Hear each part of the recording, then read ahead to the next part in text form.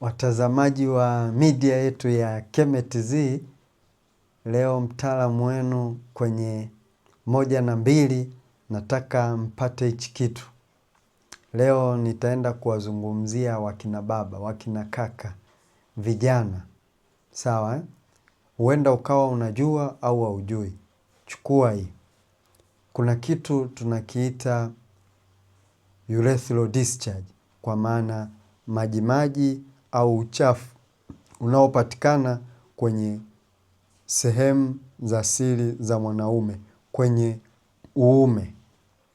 Kwamba nataka tujue, je, yale majimaji, ule uchafu, ule uteute unaopatikana kwenye sehemu za siri za mwanaume ni magonjwa ya zinaa, kwa maana ya sexual transmitted disease, au maambukizi ya bakteria kwenye njia ya mkojo, kwa maana ya urinary tract infection. Cha kwanza kabisa unachotakiwa kukijua, sio kila uchafu, sio kila majimaji, sio kila ute unaotoka kwenye sehemu za siri za mwanaume ni magonjwa ya zinaa. Sio, umenielewa? Kwa hiyo chukua hiyo, kwamba ukiwa na UTI unaweza ukapata majimaji, unaweza ukapata uchafu, unaweza ukapata uteute. Ninapozungumzia majimaji hapa namaanisha ni unaweza ukawa wa njano, sawa, au unaweza ukawa ni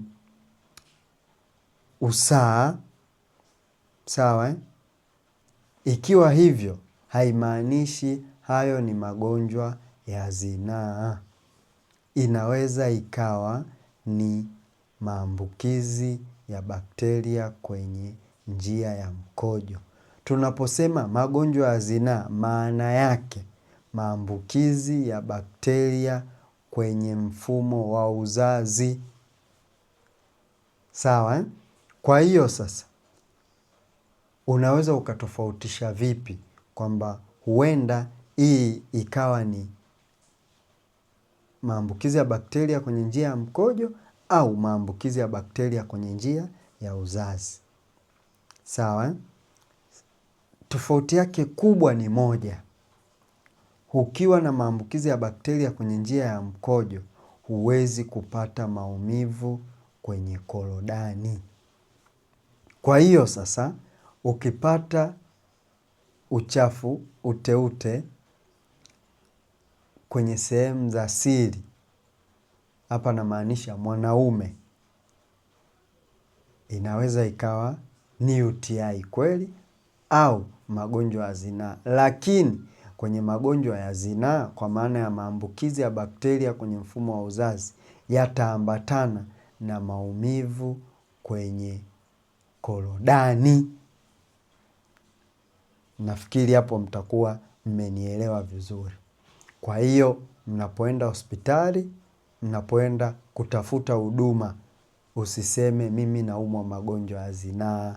Eleza hiyo dalili ya kutokwa na hayo majimaji ambayo yanaweza yakawa ya njano au yanaweza yakawa kama asili ya usaa.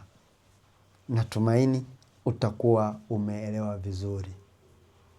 Mlikuwa nami mtaalamu wenu Dr. Ken. Msisahau kushare kwa wengine waweze kupata hii elimu, kucomment na kulike.